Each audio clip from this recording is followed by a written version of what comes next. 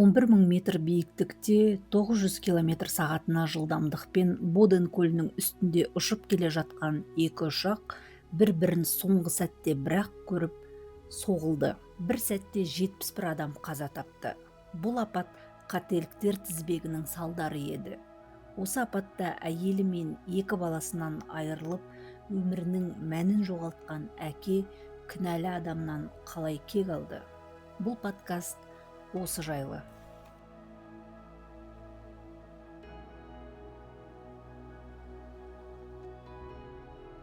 Виталий Константинович Калоев ресейлік сәулетші, құрылысшы. Ол 1956 жылы Владикавказда көп балалы қарапайым мұғалімдердің отбасында дүниеге келген. Мектепті кілең беске оқып, әскерге барып келіп, техникум мен институтта оқып, архитектор мамандығын алған. Виталий Калоев құрылыс саласында жұмыс істеп, 35 жасында бірақ үйленген.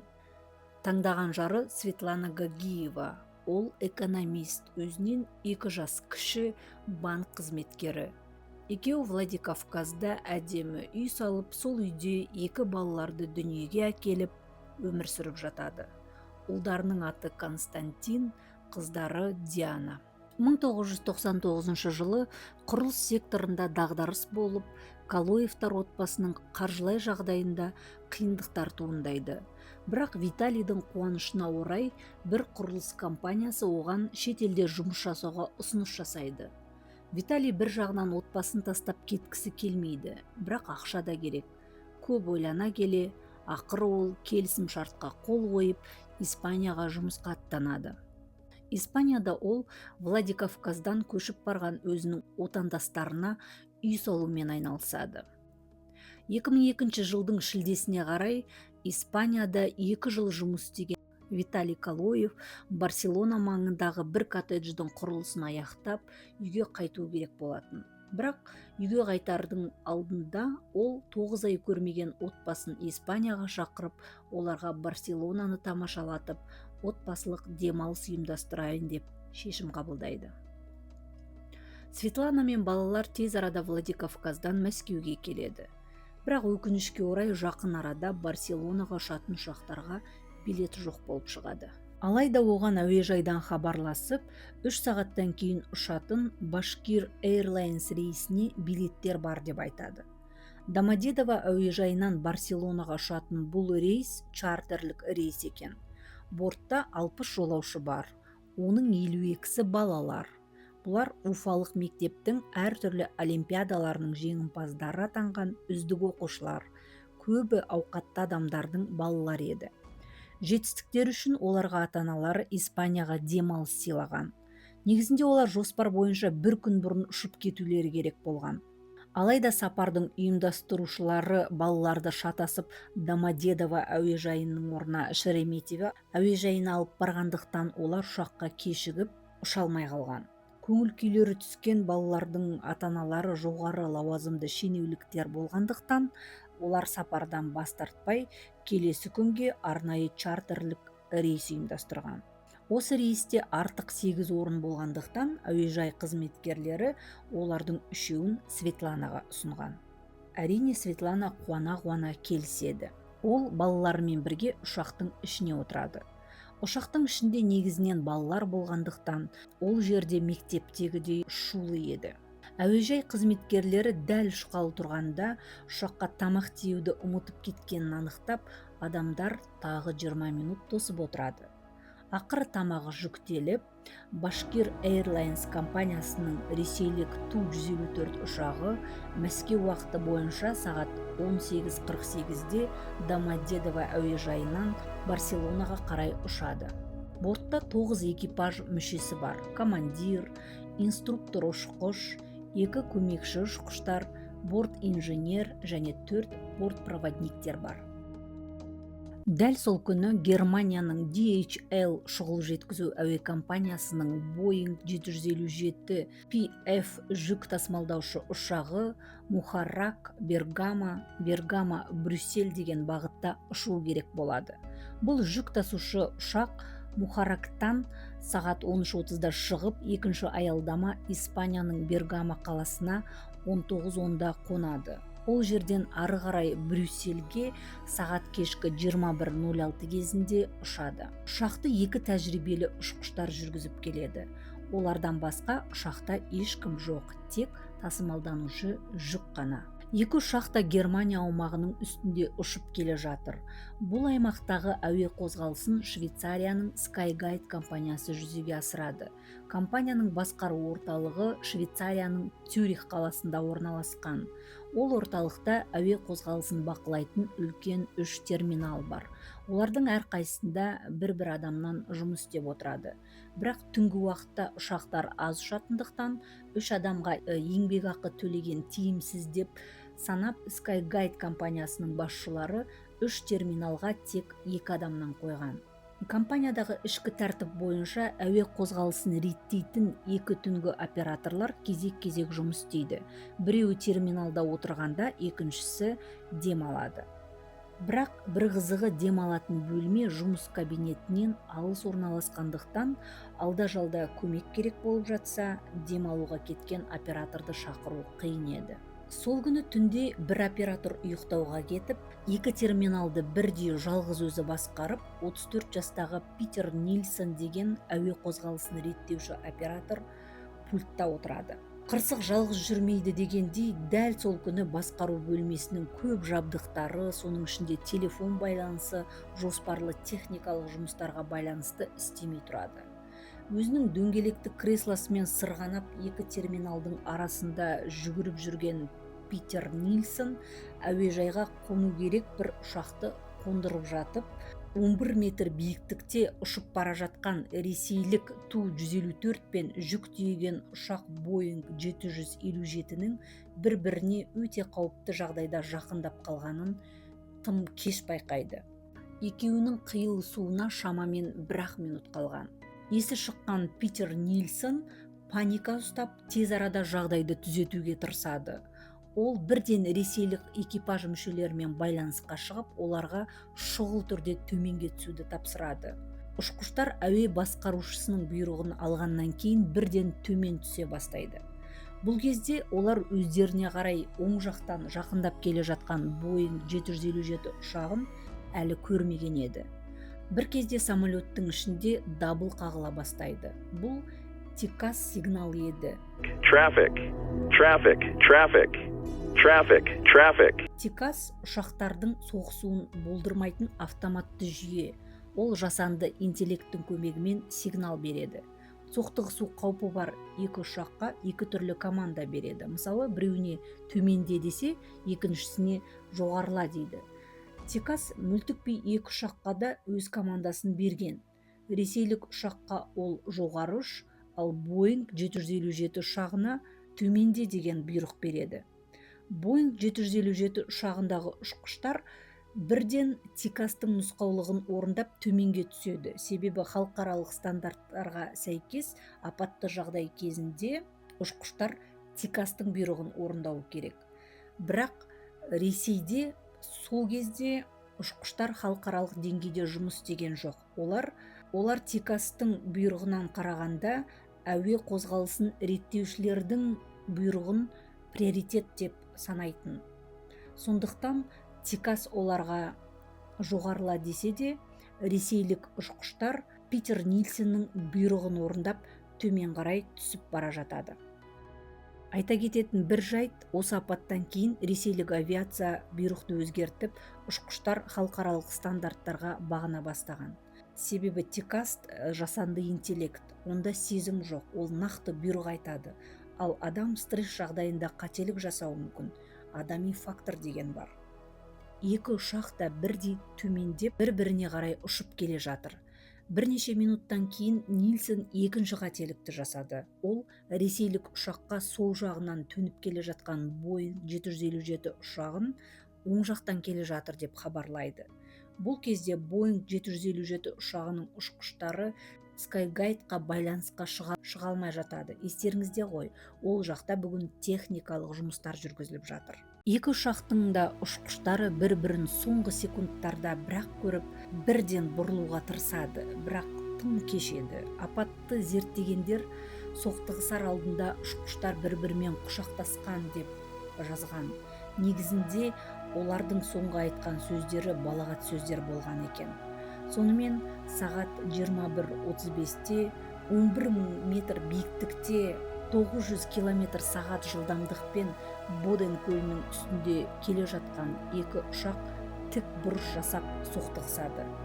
Боинг 757 ұшағының арт жағындағы тұрақтандырғышы Ту-154 фюзеляжына соғылып, нәтижесінде ресейлік ұшақ екіге бөлінеді. Құлаған кезде ол 4 бөлікке бөлініп, Германияның Юберлинген деген қаласына құлайды. Германия тұрғындарының бақытына орай ұшақтардың қалдықтары тұрғын үй аулаларына құлағанымен, ол жерде ешкім зардап шекпеген. Оқиғаны көргендер кейіннен түн ортасында 4 бірдей үлкен оттың жерге келіп құлағандығын айтқан. Соққан нәтижесінде тұрақтандырғышы бұзылған Боинг 757 ұшағының ұшқыштары болса ұшақты басқара алмай 2 минуттан кейін олар да Ту-154 ұшағынан 7 шақырым қашықтықта құлайды. Екі ұшақтың да бортындағы барлық адамдар бірден қаза тапты.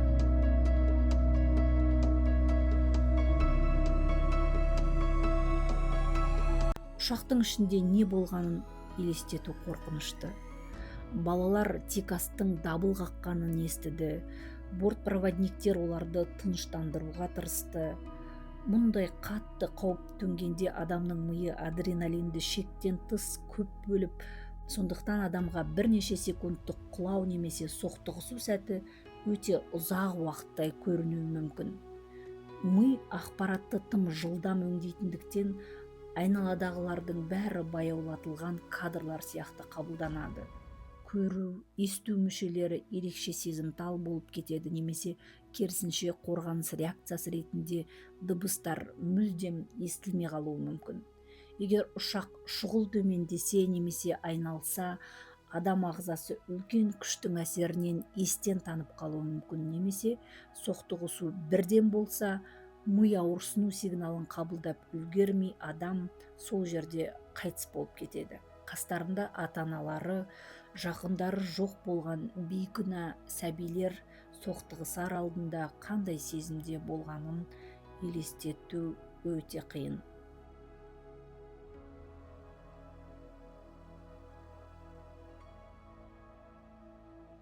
Дәл сол сәтте ештеңе сезбеген Виталий Константинович Калоев Барселонаның әуежайына ертерек келіп, отбасын тағатсыздана күтіп тұрған болатын. Қолында жұбайына деп алған гүлі, балаларына алған тәттілері бар. Санаулы сағаттардан соң 9 ай бойы көрмеген жұбайын, ұлы мен қызын көремін деп жүрегі толқып, бір орында отыра алмай, қайта-қайта ақпараттық таблоға қарап қояды. Бір кезде ол ақпараттық тақташадан мәскеулік ұшақ туралы хабарламаның жоғалып кеткенін байқайды. Көп тоспастан Калоев себебін білуге анықтама бөліміне барады. Бірер минуттан кейін аяғының астындағы жер төңкеріліп, өмірінің мәні жоғалып кететінін білмейді. Әуежай қызметкерлері оны отырғызып, авиакатастрофа болғанын, ұшақтағылардың барлығының қайтыс болғанын естіртеді. Су беріп, оны тыныштандыруға тырысқанымен, мұндай сәтте қалай сабыр сақтауға болады? Осындай ауыр хабарды есту адам баласының психикасы үшін ең үлкен соққылардың бірі. Ол болған жағдайды қабылдай алмай, бұл мүмкін емес, бұл түс шығар деген күйде болды. Айналасындағы дыбыстар естілмей, өзін өң мен түстің арасында жүргендей сезініп, ауа жетпей, кеудесі ауырлап кетті.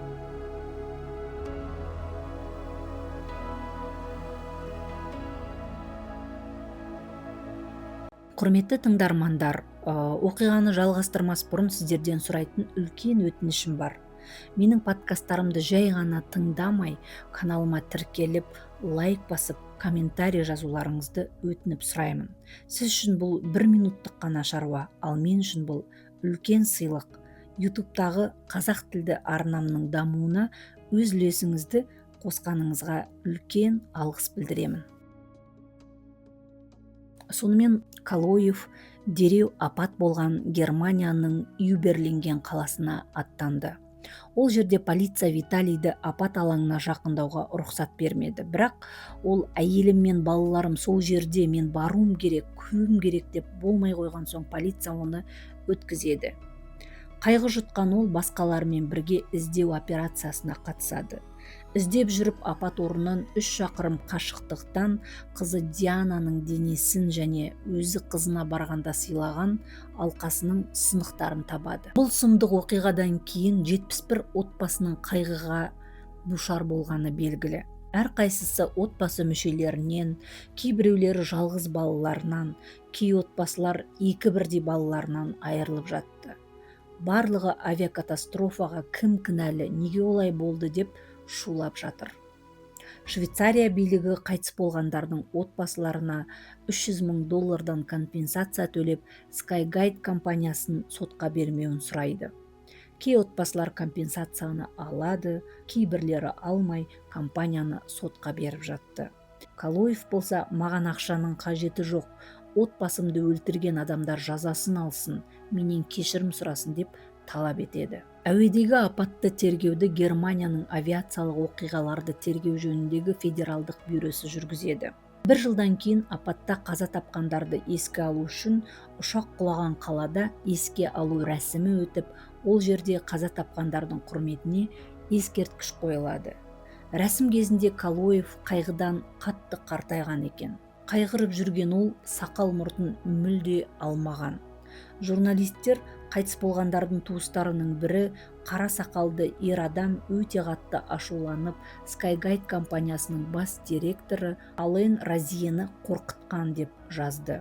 Ол Виталий Калоев болатын.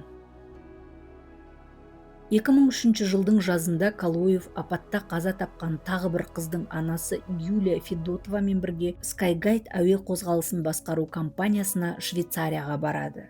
Кеңсеге келгенде компания қызметкерлері олармен сөйлесіп, болған оқиғаның әр минутын сипаттап айтып береді. Сонда ол болған оқиғаға әуе диспетчері кінәлі ма деп бірнеше рет сұрайды. Апат болған күні кешке диспетчерлік мұнарада болған Питер Нильсон қазір қайда? Мен онымен көзбе-көз сөйлесуім керек дейді. Бірақ компания қызметкерлері Питер Нильсонның қазір басқа жұмысқа ауысқанын айтып, ол туралы ешқандай ақпарат бермейді. Питер Нильсонның жазаланбағанын, жай ғана басқа жұмысқа ауысып, ары қарай түк болмағандай өмір сүріп жүргенін білген Виталий Калоев, Нильсонның ар-ұжданы оны мазаламайды, ұйқысы тыныш, бақытты, қалағанын істейді. Бұл барып тұрған әділетсіздік, тіпті ол менің алдыма келіп кешірім де сұраған жоқ деп қатты ашуланады. Кавказда ер адамдар мұндай жағдайда бетпе-бет сөйлесіп кешірім сұрар еді, дейді ол.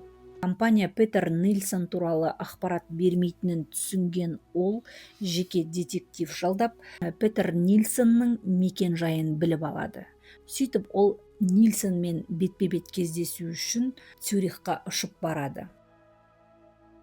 Виталий Калоев бұл кездесуге өзімен бірге әйелі мен балаларының суреттерін пышақ ала барады. Швейцарияда адамдарға алдын ала ескертусіз немесе шақыртусыз бару әдептілікке жатпайды. Швейцариялықтар өздерінің жеке кеңістігі мен уақытын өте жоғары бағалайды. Тіпті досыңызға немесе көршіңіздің өзіне алдын ала ескертпей бару әдепсіздік болып саналады. Себебі сіз адамды ыңғайсыз жағдайға қалдыруыңыз мүмкін. Ештеңе сезбеген Питер Нильсон отбасымен үйінде жүреді. Оның әйелі 2 баласы бар еді. Калоев оның есігін қағып келіп тұр. Таң қалған Питер Нильсон есікті ашты. Калоев оған қарап тұр. Нильсон кімнің келгенін түсінді, бірақ екі жігіттің менталитеті де, тәрбиесі де екі түрлі. Нильсонның ойы, неге бұл кісі менің үйіме ескертусіз келді деген ой. Ал Калоев одан кешірім сұрауын тосып тұр. Ол Питер Нильсонға кімді өлтіргеніңді қара дегендей балаларының фотосын көрсете бастайды. Питер болса, оның қолын итеріп есікті жаппақшы болады. Питер Нильсон фотоны итерген кезде Калоев балаларын өлтіргені аз да, енді олардың фотосын итеріп тұрған Питер Нильсон балаларының табытын теуіп тұрғандай сезімде болады. Ашуға булыққан Калоев Нильсонға 12 рет пышақ сұғып, қансыраған жігітті үйінің табалдырығында пышағымен қоса қалдырып кетіп қалады. Ол кезде Калоев Нильсонның әйелі, балалары туралы ойлады ма екен? Полиция Калоевті келесі күні қонақ үйде ұстаған. Ол барлығын бірден мойындап, жасаған ісіме өкінбеймін, Нильсонның өзін қорғауға мүмкіндігі болды деген.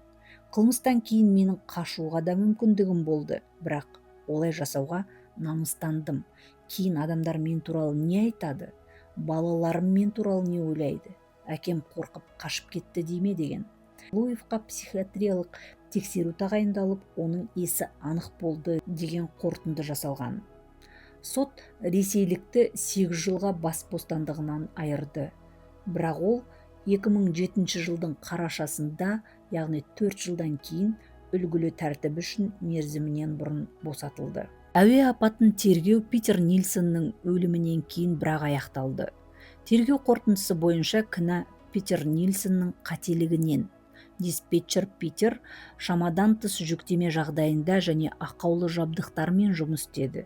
Апатқа әкеп соқтырған факторлардың бірі Skygate компаниясы басшылығының немқұрайлығы деп танылды. Себебі олар түнгі ауысым кезінде қызметкерлерінің жетіспеушілігіне жол берді. 2006 жылдың мамыр айында Skygate компаниясының 8 қызметкеріне қатысты сот процесі басталып, 2007 жылдың қыркүйегінде 4 менеджер кінәлі деп танылды. Олардың 3-еуі шартты түрде бас бостандығынан айырылды, ал 1-еуі айыппұл төледі. 2008 жылы Калоев отанына оралды. Отанында оны халық батыр адам ретінде үлкен құрметпен қарсы алды. Калоев Солтүстік Осетияның сәулет және құрылыс саясаты министрінің орынбасары болып тағайындалды. 2016 жылы 60 жасқа толып зейнетке шығарында оған Осетияның даңқы үшін атты медаль табысталды. 2018 жылы 62 жасында Калоев екінші рет Ирина Зарасова деген әйелге үйленді. Сол жылдың соңында олардың 8 балалары дүниеге келді. Қыздарының аты София, ұлдары Максим. Бүгінгі таңда 70 жастағы Виталий Калоев отбасымен сол баяғы үйінде өмір сүріп жатыр. Калоевтың өмірі мен апат туралы көркем фильмдер түсірген. 2017 жылы ақш-та Салдар деген фильм түсірілді. Онда Калоевтың рөлін Арнольд Шварценеггер сомдады. 2018 жылы Ресейде Кешірілмеген деген фильм жарық көрді. Онда Калоевтың рөлін Дмитрий Нагиев сомдаған. Юберленген аспанындағы апат адами фактор мен техникалық немқұрайлылықтың жиынтығы. Бір диспетчердің шаршауы, бір компанияның үнемшілдігі және ескірген ережелер 71 адамның өмірін қиды. Виталий Калоевтың соққысы сол жүйенің соңғы нүктесі болды. Бұл оқиғадан кейін әлемдік авиация ережелері түбегейлі өзгерді. Енді ұшқыштар диспетчерден бұрын автоматты жүйені тыңдайтын болды. Өкінішке орай бұл өзгерістер өте қымбат бағамен, адам өмірімен келді. Қаза болғандардың жатқан жерлері жайлы болсын. Калоев Питер Нильсонның есігін қаққанда ол тек кешірім күткен еді, бірақ тағдыр мен тәкаппарлық оларды қантөгіске итермеледі. Калоев өз кегін алды, бірақ Нильсонның де артында жылап әйелі мен балалары қалды. Бұл жеңімпазы жоқ соғыс. Бүгінде Виталий Константинович 70 жаста. Ол өткен өмірі туралы сөйлескенді ұнатпайды. Виталий Калоев әділдікті қанмен орнатты, бірақ бұл оған жоғалтқан балаларын қайтарып бермеді. Біреулер оны отбасының намысын қорғаған батыр десе, енді біреулер жазықсыз адамды өлтірген қылмыскер деп санайды. Қалай болғанда да Калоевтың өмірі қатал тағдырдың ащы сабағы. Ал сіз қалай ойлайсыз? Калоевтың жасаған ісін ақтауға болады ма? Пікірлеріңізді төменге жаза кетіңіздер. Жақындарыңызға абай болыңыздар. Келесі подкастта кездескенше.